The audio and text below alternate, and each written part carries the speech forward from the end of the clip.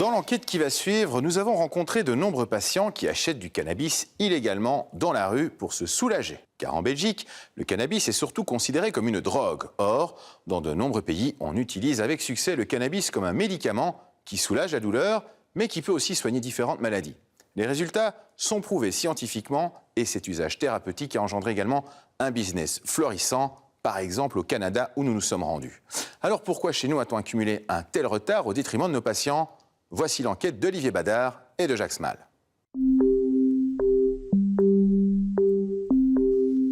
Aujourd'hui, le cannabis soulage des millions de malades. Certains disent même que la marijuana les soigne. Une chose est sûre, l'usage de cette plante, interdite chez nous, augmente le stress. C'est pourquoi tous nos témoins resteront très discrets. Je sais que je risque, dans les semaines qui viennent, d'avoir une perquisition ou être auditionné par la police. Et voilà, c'est l'amende ou la poursuite en justice et le risque de prison. C'est dommage que je doive être dans l'illégalité pour pouvoir me soigner. Nous rencontrons d'abord celui que nous appellerons John, un jeune homme meurtri physiquement et psychologiquement par une maladie honteuse. La maladie de Verneuil se caractérise par l'apparition de nodules et d'abcès provoqués par une inflammation des glandes sudoripares. Les zones intimes sont particulièrement concernées. Quand un abcès s'active, ça peut durer 1 mois, 2 mois, comme ça peut durer une semaine. Ça va de l'aisselle à la région périanale, en passant par les entrejambes, les entrefesses, les fesses. Et ça provoque des douleurs vraiment horribles. Opéré à plusieurs reprises, John a rapidement perçu les intérêts thérapeutiques du cannabis. La douleur ne disparaît pas complètement, mais elle est fortement atténuée. Je dirais de l'ordre de 80 à 90%.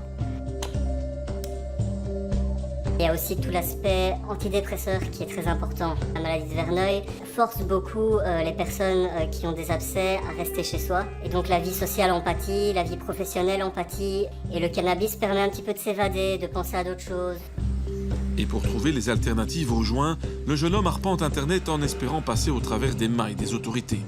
Ce cannabis séché, par exemple, peut se consommer en vaporisateur.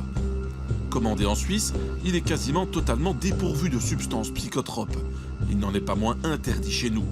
John a également essayé le cannabis alimentaire avec cette huile aux effets antalgiques de très longue durée. La maladie de Verneuil est une maladie qu'on ressent comme honteuse. Et en plus de ça, on doit se cacher d'un produit qu'on consomme pour aller mieux. Donc c'est 2 aspects qui sont vraiment très difficiles à gérer d'un point de vue émotionnel.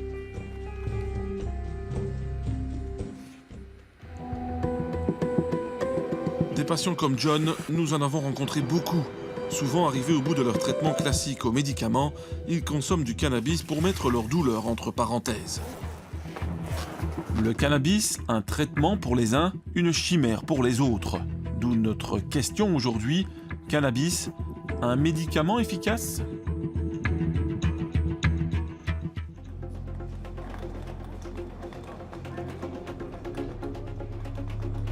Le cannabis à usage médical, je suis pour. Ce qui peut aider les patients est tout à fait positif.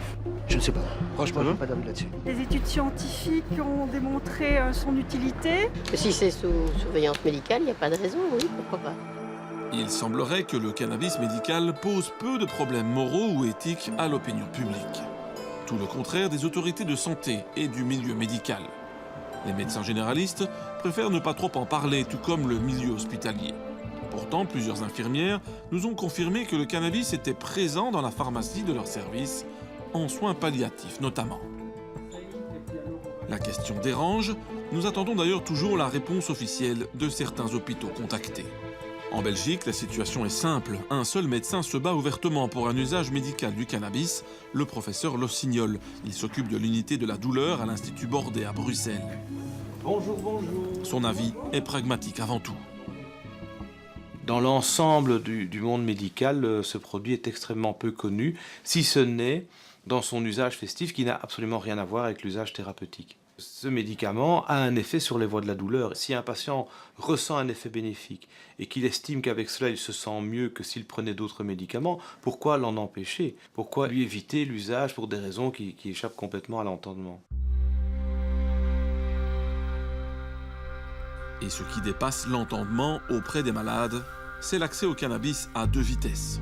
Josiane souffre de fibromyalgie. Ces médicaments ne l'aident plus vraiment. Donc, les douleurs sont diffuses dans tout le corps. Donc ça part des cervicales qui descendent dans les trapèzes, le dos, les jambes. Il y a aussi le syndrome des jambes sans repos. Donc c'est les jambes qui bougent tout le temps, c'est nerveux, c'est douloureux. Et donc c'est assez pénible au quotidien. Pour les jours mauvais, Josiane fume du cannabis, ce qu'elle déteste faire. L'idéal serait donc de prendre un médicament au cannabis, médicament qui existe sous le nom de Sativex, mais qui en Belgique est réservé aux malades de sclérose en plaques atteints de spasticité. Pour de nombreux malades, cette autorisation est vécue comme une véritable injustice. C'est incompréhensible parce que c'est des maladies totalement différentes, mais la souffrance, c'est une souffrance. Donc pourquoi pas la fibromyalgie, pourquoi la sclérose en plaques. Donc oui, on s'en lésé. Et pour la ministre de la Santé, seule une étude scientifique menée par une firme pharmaceutique permettra l'adoption d'un nouveau médicament au cannabis. Autant dire que le ressenti et la pratique des patients n'ont aucune place dans le débat. Ce sont des motivations quand même un peu subjectives, pas scientifiques. Je me sens mieux, je me sens moins mal. Jusqu'à maintenant, il n'y a pas d'études qui ont été faites sur un nombre de patients qui sont assez grands. Il n'y a pas d'épreuves scientifiques. C'est une justification qui peut durer pendant des années et des années. On peut toujours estimer qu'il n'y a pas assez de connaissances et qu'il faut de la prudence, etc. Il y a le comité technique ici qui va s'en occuper, qui va dire si la preuve est efficace, est-ce qu'il y a assez de preuves. On pourra enfin écouter les médecins et leur demander leur avis, plutôt que de décider sur dossier avec des experts qui n'ont jamais vu un malade. Jusqu'à maintenant, avec toutes ces histoires, on ne sait rien faire. Et pourquoi ne pas prendre connaissance de la littérature scientifique internationale ? Justement, la prestigieuse Académie américaine des sciences vient de rendre ses conclusions en 3 parties sur la plus grosse étude jamais réalisée. Le comité conclut d'abord que le cannabis à usage thérapeutique est efficace pour réduire la douleur chronique chez les adultes et pour contrer nausées et vomissements provoqués par les chimiothérapies. Autre certitude, contrairement au tabac, fumer du cannabis hors consommation problématique n'entraîne pas de risque accru de cancer et n'affecte ni les performances académiques ni les relations sociales. Dans les informations à confirmer par de nouvelles études, les experts pointent un bénéfice sur les personnes atteintes de maladies mentales. Le cannabis améliorerait leur capacité d'apprentissage et de mémoire. Dans les certitudes négatives, fumer du cannabis pendant la grossesse entraîne un poids plus faible du nouveau-né. Enfin, le rapport ne se prononce pas sur les cancers, même si certaines études cliniques montrent de réels bénéfices. En conclusion, le cannabis est donc scientifiquement reconnu et son mécanisme dans le corps compris depuis bien longtemps. Il faut savoir que lorsqu'on a un ressenti, une douleur, c'est un influx nerveux qui circule et l'information passe de neurone en neurone. Et l'information peut être bloquée au niveau de ce qu'on appelle la synapse. Et le cannabis va bloquer l'influx nerveux qui arrive au niveau de la synapse pour empêcher le passage de l'information au neurone suivant. Si le corps humain est équipé de récepteurs cannabis, c'est qu'il en fabrique naturellement, surtout dans sa composante cannabinoïde. Le cannabis comporte 2 agents principaux. Il y a d'abord le fameux THC, connu surtout pour ses effets psychotropes, mais moins pour ses vertus thérapeutiques. L'autre cannabinoïde, c'est le CBD, appelé cannabidiol. C'est ce composant-là que patients et milieu médical vont rechercher avant tout. Et voilà qui va pousser certains patients à se retrouver doublement dans l'illégalité.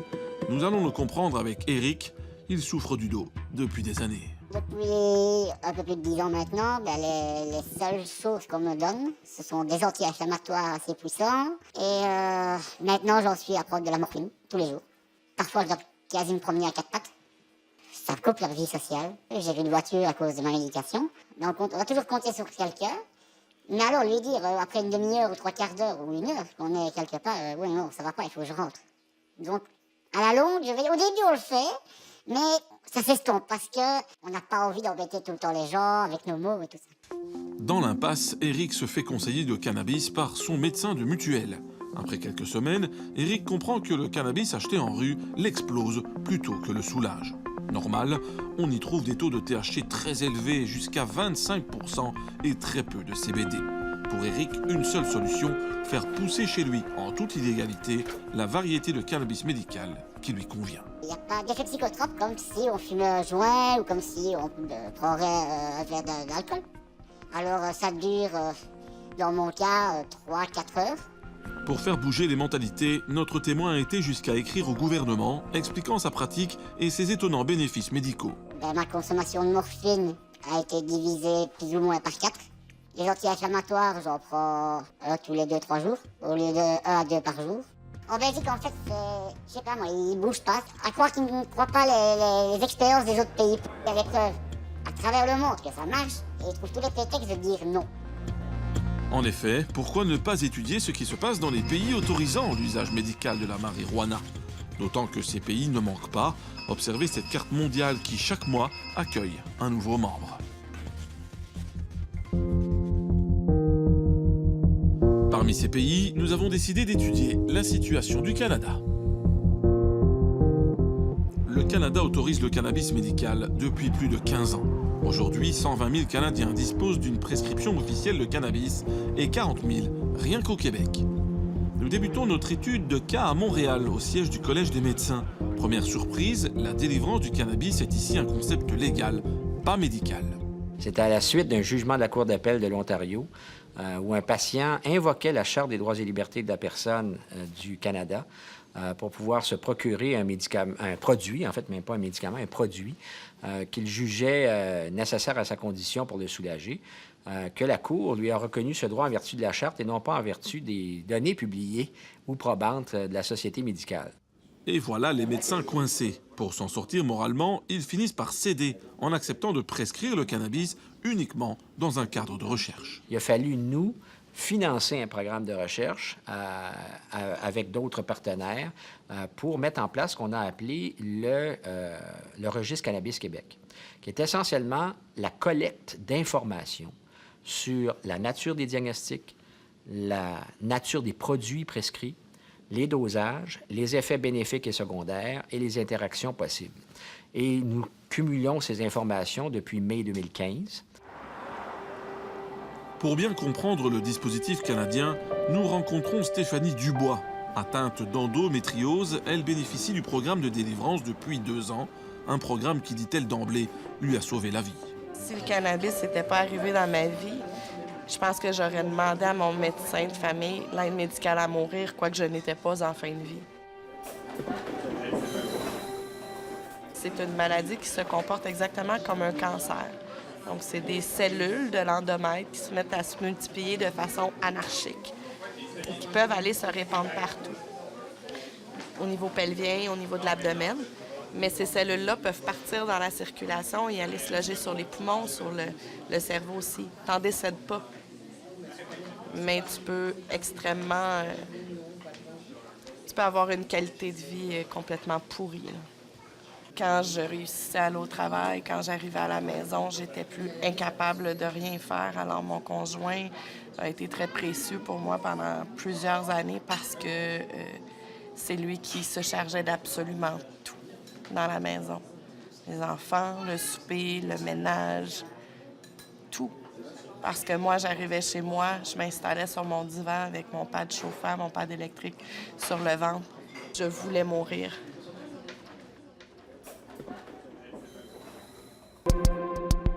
Pour Stéphanie, tout a commencé dans cette clinique cannabis. Ce genre de structure reconnue par le gouvernement aide les patients à construire les dossiers médicaux officiels. Chaque jour, la clinique accueille des dizaines de candidats. La première étape, c'est le passage chez le médecin prescripteur. Si avant de venir ici, c'était 10 sur 10, votre douleur, c'est où maintenant avec notre balance des traitements cannabis médical, quoi? 6-7, mais les bonnes journées, c'est 1-3. Ah, incroyable. Oui. Le médecin va commencer par dresser un bilan médical et étudier la médication, souvent très lourde, des patients. Donc, j'ai pu prendre ma bicyclette pour aller au travail. C'est juste une 10 minutes. Mais je suis capable... C'est un début, c'est un commencement. C'est un commencement. Bravo, bravo. Excellent. Moi, j'ai des patients, douleur chronique, ne peuvent pas travailler. Avant, ils ont pris 2-3 sortes d'analgésie, 2-3 sortes de médicaments contre les effets secondaires, quelque chose pour sommeil, pour l'anxiété, pour dépression, au moins 7-8 médicaments. Calculez combien ça coûte et calculez combien ça coûte le cannabis. C'est beaucoup moins. Évidemment, un tel substitut aux médicaments pourrait ennuyer les firmes pharmaceutiques. Selon le Dr Dworkin, voilà pourquoi les études classiques manqueraient sur le sujet. Il y a une politique autour de ça. Pourquoi dépenser des millions de dollars pour faire une vraie étude avec une plante que les gars peuvent pousser dans leur jardin? On ne peut pas gagner d'argent après. En effet, une étude vient de déterminer que si tous les États américains légalisaient le cannabis médical, l'industrie pharmaceutique perdrait annuellement 4 milliards de dollars.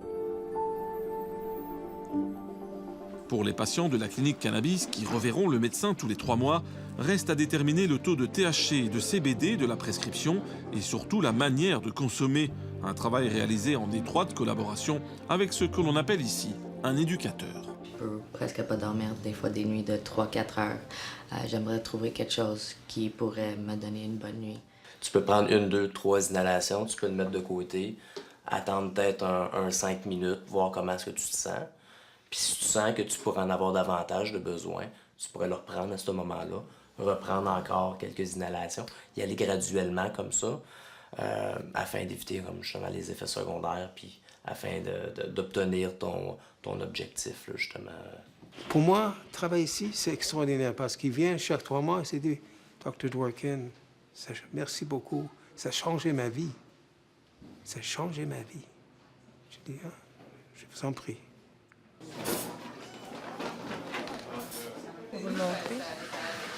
Donc, ici, il y a l'étiquette avec mon nom, le nom du docteur, la date d'enregistrement, combien j'ai droit de grammes par jour. Stéphanie a désormais droit à une prescription de 45 grammes de cannabis par mois, déductible des impôts. Le médecin lui a conseillé de vaporiser de l'herbe séchée durant la journée et d'alterner avec de l'huile pour des effets plus longue durée. Quand on vaporise, ça va prendre quelques minutes à faire effet, mais ça va faire effet pendant environ 2 heures de temps. Alors que l'huile de cannabis ou tout le cannabis qu'on va ingérer, ça va prendre 1 à 2 heures avant de prendre effet, mais ça va durer pendant 6-8 heures. Et pour s'approvisionner, les patients n'ont pas le choix. Les commandes se font en ligne. Donc, je l'ajoute.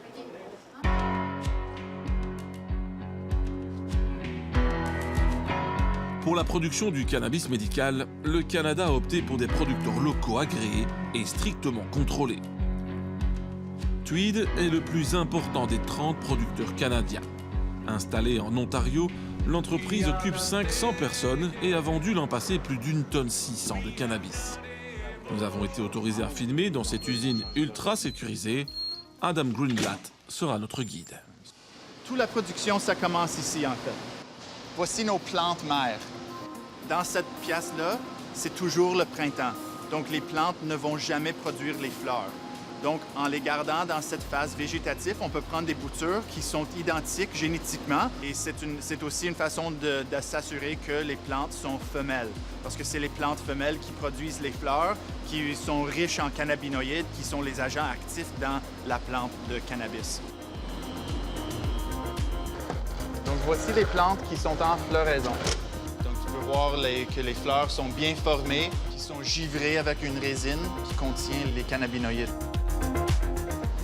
Ça, c'est la coffre-fort. On peut entreposer 150 millions de dollars de cannabis. Toutes les commandes qui sont faites sur notre site web par nos clients, donc c'est rempli et c'est envoyé d'ici. On fait de l'exportation en Allemagne où le cannabis médical vient de se faire légaliser. Et c'est sûr qu'on a un grand plan d'affaires d'expansion internationale, puisqu'il y a de plus en plus de juridictions qui légalisent le cannabis, soit à des fins médicales ou même plus que ça. Retour au Collège des médecins, qui reconnaît aujourd'hui l'utilité du cannabis médical, notamment sous cette forme d'huile. De produit suspect, le cannabis est donc passé, en quelques années, à un médicament à développer. On est à l'aube de recherches futures qui vont peut-être plus documenter ou permettre le traitement de ce produit-là, comme n'importe quel médicament, ce qui aurait dû être le cas dès le départ. On n'a ni pour ni contre ce produit-là en particulier.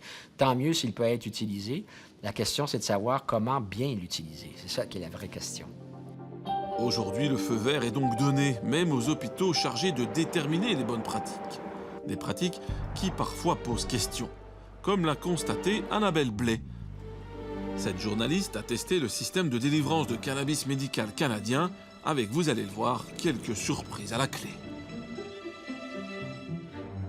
Pour le reportage, on a décidé je ne vais pas me faire passer pour une malade chronique ni une cancéreuse. On veut tester le système comme il est. Donc, moi, je dis, bon, je suis stressée, je mange pas beaucoup, je dors mal.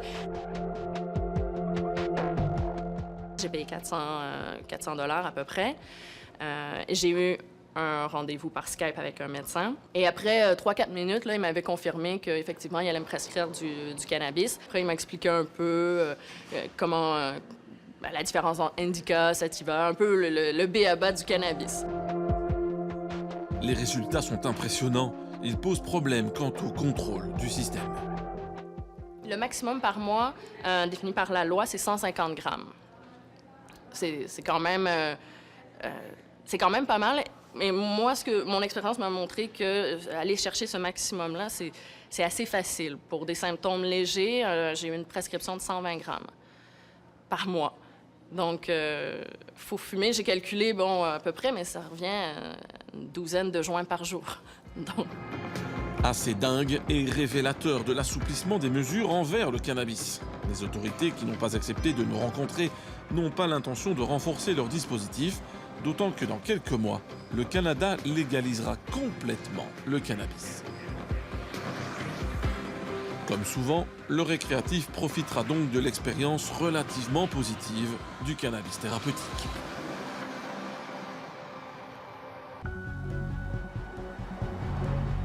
Retour en Belgique, aux antipodes de la légalisation. Évidemment, expliquer aux patients belges la réalité canadienne, c'est s'exposer à un certain énervement. Particulièrement de la part de ceux qui explorent tous les moyens légaux pour pouvoir accéder un jour au cannabis médical. Nous en avons rencontré deux pour faire le point avec eux en guise de conclusion. Le premier point de friction pour ce patient, c'est son statut de malade délinquant. On assimile ça à la toxicomanie. Je trouve ça triste que du coup on ne nous écoute pas parce qu'on nous considère avant tout comme des toxicomanes et non pas comme des patients qui cherchent une solution parce que les médicaments n'ont pas réussi à eux seuls à apporter le confort dont on avait besoin. Donc ce qu'on cherche en fait c'est un confort de vie et donc on rencontre un manque total de compréhension et d'humanisme, tout ça parce que c'est un produit qui n'est pas accepté, pas légalisé. Autre souci pour cet homme physiquement atteint, l'idée insupportable que le manque de volonté politique profite depuis des années aux vrais criminels de la rue. On nous envoie vers le marché criminel intensivement. Moi, je ne suis pas d'accord avec cette façon de procéder. Je ne pense pas que ce soit moralement acceptable déjà, ni légalement acceptable. S'ils sont contents avec ça et que ça leur convient, qu'il y ait du cannabis qui tue, qui est en train de circuler en Europe, on est plus intéressé à savoir ce qu'il y a dans la pizza, du cheval ou du bœuf, que ce genre de choses-là, où là on envoie 400 000 personnes à la boucherie, quoi. Ça, c'est la responsabilité politique. Cet autre témoin combat le cancer de son épouse depuis des années. Eh bien voilà, je viens encore de trouver une nouvelle étude où ils avancent sur le myélome, le ratio de THC-CBD. Les résultats montrent que plus de 60% des cellules cancéreuses meurent. Pour lui, il est temps de dénoncer le rôle des firmes pharmaceutiques. Interlocutrice privilégiée des autorités, elle bloque toute avancée. Je pense que les preuves sont là. On a évidemment l'industrie pharmaceutique qui va lutter. Mais moi, je trouve ça tellement incroyable qu'on prescrive des drogues légales, comme de la morphine, qui tue des tas de gens tous les jours. J'ai vu ma femme qui ne savait plus marcher avec ça, qui allait mourir. Et ce cannabis l'a aidé entièrement. Je ne vois pas pourquoi on doit diaboliser le cannabis. Alors, des irresponsables, les médecins qui le prescrivent, des démons, des criminels, des patients qui se soignent au cannabis. Une chose est sûre, l'isolement n'arrange pas les choses, car en dehors des médias, personne n'a encore vraiment cherché à les entendre. J'aimerais bien avoir un politicien devant moi pour qu'il puisse me répondre, mais on claque la porte systématiquement. Il n'y a personne qui veut en discuter. Et donc ça énerve parce qu'il n'y a pas de débat, il n'y a pas de dialogue. On vous demande de légiférer. Bien sûr, bien sûr. Et on ne parle pas de cannabis récréatif, on parle de cannabis thérapeutique.